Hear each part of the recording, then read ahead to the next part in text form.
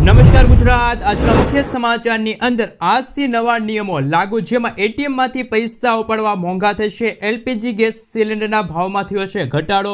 Ration card અને આધાર card ધારકો આપે ધ્યાન, જનધન ખાતામાં આવશે પૈસા। ગામડાના લાખો લોકોને થશે ફાયદો, દર મહિને મળશે 3000 રૂપિયાની સહાય। ગુજરાતના ખેડૂતો માટે કામની વાત, પીએમ કિસાન યોજનાનો 20મો હપ્તો ક્યારે આવશે? હવે અનાજ ઉપર મળશે લોન। પશુપાલકો માટે ખુશખબર, દેવા માફી અંગે ફેસલો। વીમા વગરના વાહન ચાલકો થઈ જાજો સાવધાન। મહિલાઓને મળશે 2 લાખ રૂપિયા સુધીની લોન। અને આજના સૌથી મોટા ખેડૂત ઉપયોગી સમાચાર જાણીશું આજના આ વિડીયોની અંદર। મિત્રો, દરેક સમાચાર, દરેક માહિતી જણાવીએ એ પહેલા ગુજરાતના જે પણ મિત્રો ચેનલ પર જો પહેલી વાર આવ્યા હોય તો મિત્રો ખાસ કરીને વિડીયોને એક લાઇક કરી ચેનલને સબસ્ક્રાઇબ કરવાનું ભૂલતા નહીં। સાથે આજનો આ વિડીયો છે જેને અંત સુધી જોતા રહેજો। સૌથી પહેલા મિત્રો, 1 તારીખથી જ નવા નિયમો છે એ લાગુ થઈ ગયા છે। 1 મે 2025 થી દેશમાં અનેક મહત્વપૂર્ણ નિયમો બદલાઈ ગયા છે, જેની સીધી અસર સામાન્ય લોકોના રોજિંદા જીવન અને ખિસ્સા પર પડશે।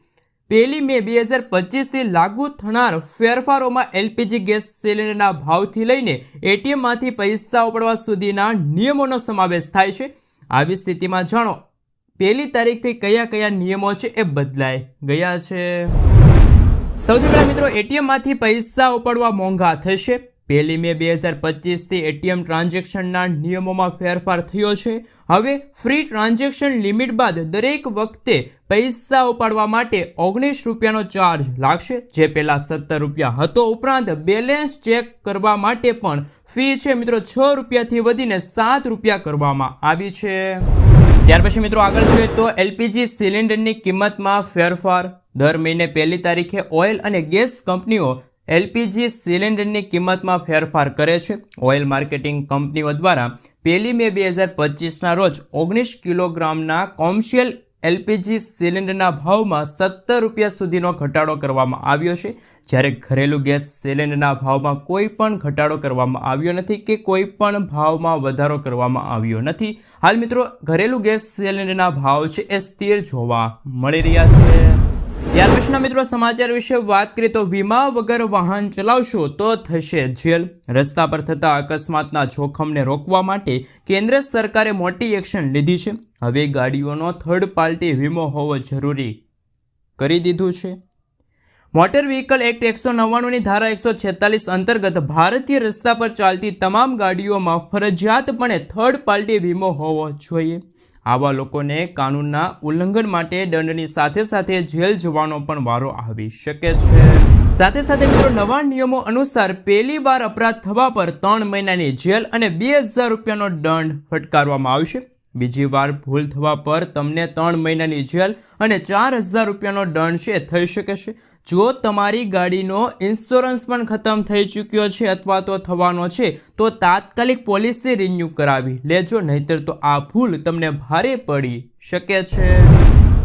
મિત્રો, ત્યાર પછીના સમાચાર વિશે વાત કરીએ તો રાશન કાર્ડ ધારકોને ફાયદો। ગુજરાતના લાખો રાશન કાર્ડ ધારકો માટે રાહતના સમાચાર સામે આવ્યા છે। જે રાશન કાર્ડ ધારકને KYC બાકી છે એમને પણ મફત રાશન મળતું રહેશે। મિત્રો, ગુજરાતની અંદર એવી અફવા ફેલાતી હતી કે જે રાશન કાર્ડ ધારકોનું KYC બાકી છે એમને અનાજ મળશે નહીં, પરંતુ પુરવઠા મંત્રી કુંવરજીભાઈ બાવળિયાએ સ્પષ્ટપણે કહ્યું છે કે જે રાશન કાર્ડ ધારકોને KYC કરવાનું બાકી છે એમને ચાલુ મહિને અને આવતા મહિને પણ મફત અનાજ મળતું રહેશે। પરંતુ ગુજરાતના તમામ રાશન કાર્ડ ધારકોએ વહેલી તકે KYC કરાવી લેવાનું રહેશે।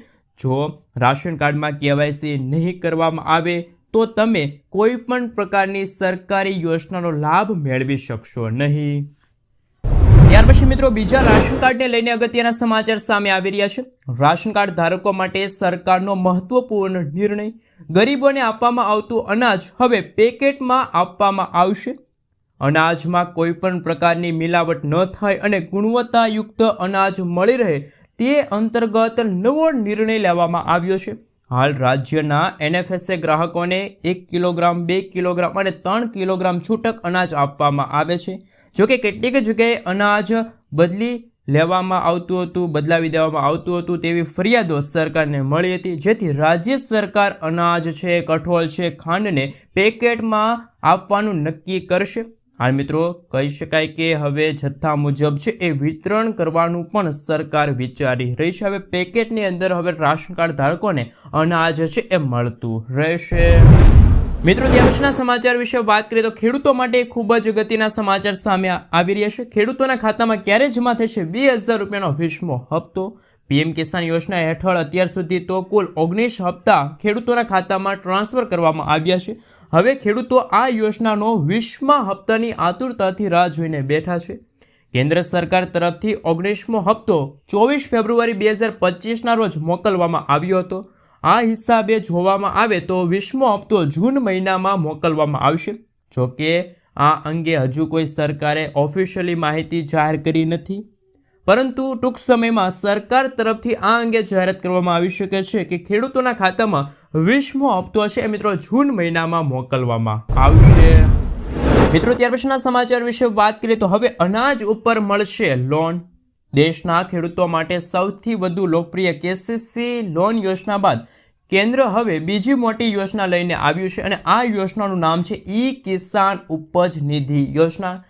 ખેડૂતો માટે ગુજરાત સરકાર દ્વારા આ નવી યોજના બહાર પાડવામાં આવી છે। આ યોજના હેઠળ એવા ખેડૂતોને લોન મળશે જે ખેડૂતો વેરહાઉસની અંદર પોતાનો માલ સાચવતા હોય અથવા તો ગોડાઉનની અંદર પોતાનો માલ સાચવતા હોય તો તેવા ખેડૂતોને આ યોજના હેઠળ લોન મળવા પાત્ર રહેશે। કેન્દ્રીય મંત્રી પિયુષ ગોયલે કહ્યું છે કે આ લોન યોજના હેઠળ ખેડૂતોને કોઈ પણ ગેરંટી વગર સરળતાથી 7% વ્યાજ દરે લોન મળશે। જો ખેડૂતોએ કેસીસી યોજના હેઠળ કોઈ લોન લીધી હોય તો તે વેરહાઉસ દ્વારા આપવામાં આવેલી રસીદના આધારે આ લોન છે એ લઈ શકશે। મિત્રો ત્યાર પછીના સમાચાર વિશે વાત કરીએ તો ખેડૂતો માટે ખુશ ખબર આવી છે। કપાસ અને અન્ય ખરીફ પાકનું વાવેતર કરતા ખેડૂતો માટે કામના સમાચાર। રાજ્ય સરકારે ખેડૂતોના હિતમાં ખેડૂતલક્ષી નિર્ણય લીધો છે। નર્મદા કમાન્ડ વિસ્તારના ખેડૂતો આગોતરું આયોજન કરીને પાકનું સારું એવું વાવેતર અને ઉત્પાદન વધારી શકે એ માટે વર્ષ 2025 અંતર્ગત અમુક એવા વિસ્તારો છે એમાં જરૂરિયાત મુજબ સિંચાઈનું પાણી છે એ મિત્રો 1 મહિના વહેલું આપવામાં આવે એવું આગોતરું આયોજન છે મિત્રો રાજ્ય સરકારે કર્યું છે। એટલે કે હવે 15 મે 2025થી જ આ યોજના અંતર્ગત ખેડૂતોને 1 મહિના વહેલું પાણી છે એ મળતું રહેશે। સિંચાઈ માટે પાણી છે એ છોડવામાં આવશે। સામાન્ય રીતે સરદાર સરોવર યોજનાના પિયત વિસ્તારમાં ખરીફ સિઝન માટે 15 જૂન પછી પાણી છે એ છોડવામાં આવતું હતું। મિત્રો ત્યાર પછીના સમાચાર વિશે વાત કરીએ તો ગામડાના લોકોને થશે ફાયદો।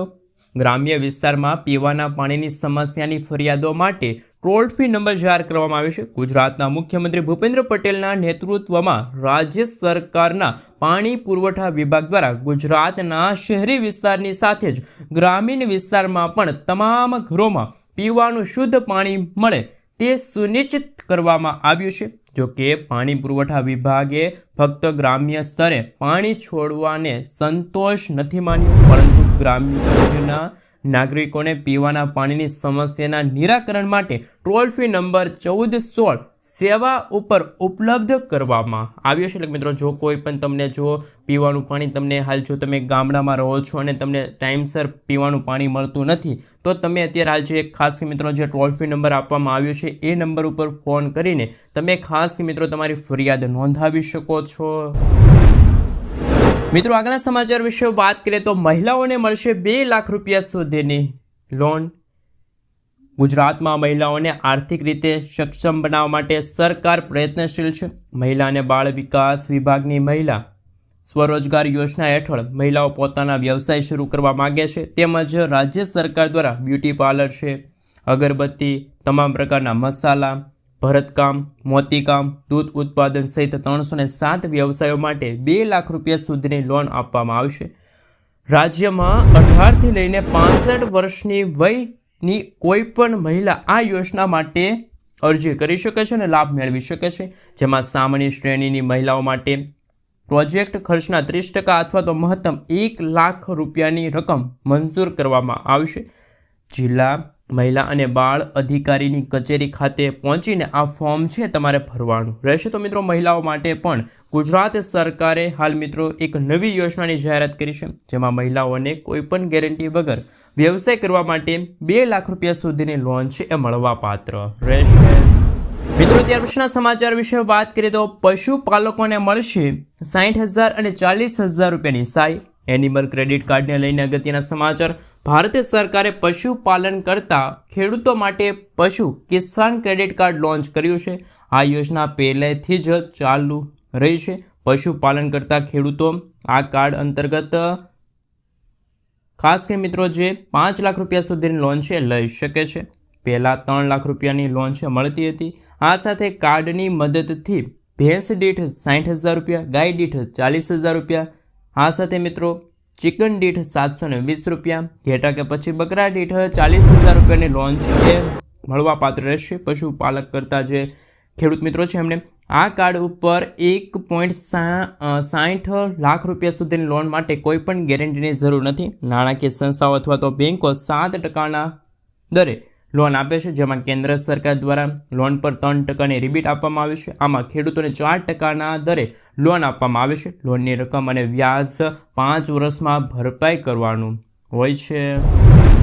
મિત્રો આગળના સમાચાર વિશે વાત કરીએ તો તાત્કાલિક ધોરણે મળશે 1.5 લાખ રૂપિયાની સહાય.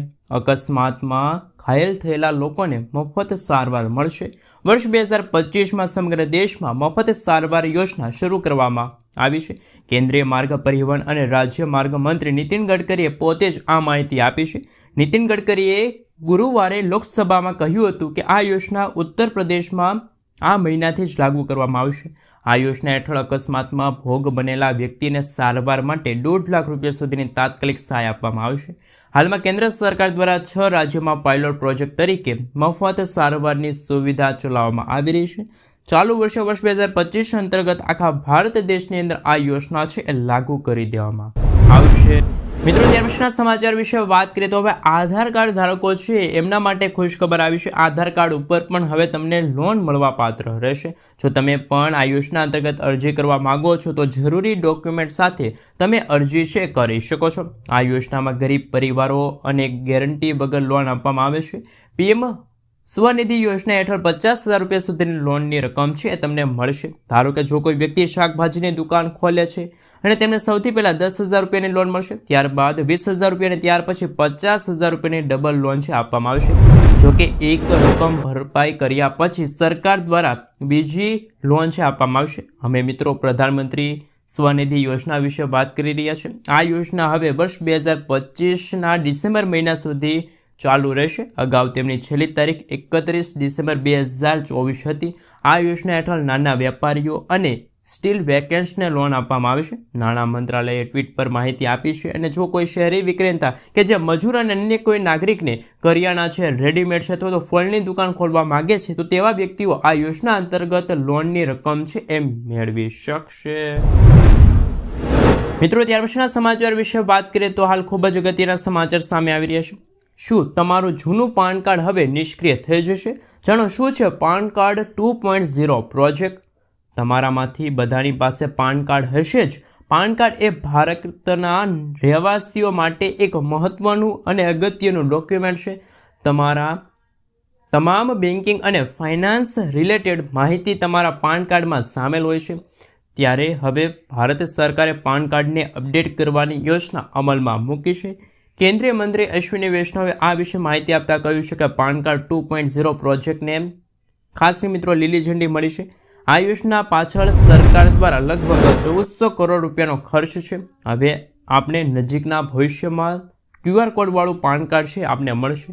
પાન કાર્ડ 2.0 પ્રોજેક્ટ એક ગવર્નન્સ યોજના છે જેનો ઉદ્દેશ ટેક્સ અને પેયર રજિસ્ટ્રેશન સેવાઓને ટેકનોલોજીના માધ્યમથી વધુ સરળ બનાવવાનો છે. આ અંતર્ગત હવે વર્તમાન પાન અને ખાસ મિત્રો જે સિસ્ટમને અપડેટ કરીને વધારે ફાસ્ટ, સુરક્ષિત અને પર્યાવરણને અનુરૂપ બનાવવામાં આવશે. આ પ્રોજેક્ટથી લગભગ 78 કરોડ પાન કાર્ડ ધારકોને લાભ મળશે. આ યોજનામાં અમલ બાદ સેવા વધુ ઝડપી અને સરળ બની જશે. ડિજિટલ સેવાઓને વધારે આધુનિક અને લોક ઉપયોગી બનશે. મિત્રો ત્યાર પછીના સમાચાર વિશે વાત કરીએ તો ખેડૂતોના દેવા માફી અંગે પણ ફરી એકવાર આંકડા સામે આવ્યા છે. ચોંકાવનારા આંકડા સામે આવ્યા છે. સમગ્ર ભારત દેશના જુદા જુદા રાજ્યના ખેડૂતોની આવક, મહિનાની આવક અલગ અલગ જોવા મળી રહી છે. હાલ મિત્રો તમે તમારા મોબાઈલ સ્ક્રીનની અંદર એક ફોટો જોઈ શકો છો, જેમાં રાજ્યની ખેડૂતોની માસિક આવક તમે જોઈ શકો છો, મહિનાની આવક જોઈ શકો છો. જેમાં સૌથી નીચે આપણું ગુજરાત રાજ્ય છે. ગુજરાતના ખેડૂતોની માત્ર મહિનાની આવક 12,000 રૂપિયા છે. જેમ જેમ મિત્રો તમે જોઈ શકો છો એમ મેઘાલયના ખેડૂતોની મહિનાની આવક 29,000 રૂપિયા છે. પંજાબના ખેડૂતોની મહિનાની આવક 26,000 રૂપિયા છે. હરિયાણાના ખેડૂતોની મહિનાની આવક 22,000 રૂપિયા છે. તો મિત્રો ગુજરાત રાજ્યના ખેડૂતોની આવક ઓછી હોવાનું મુખ્ય કારણ સામે આવ્યું. ગુજરાત રાજ્યના ખેડૂતોની આવક ઓછી હોવાનું મુખ્ય કારણ ગુજરાતના મોટા ભાગના ખેડૂતોના માથે સરેરાશ 2 લાખ રૂપિયા સુધીનું દેવું છે. ગુજરાત રાજ્યના ખેડૂતોનું સંપૂર્ણપણે દેવું માફ કરવામાં આવે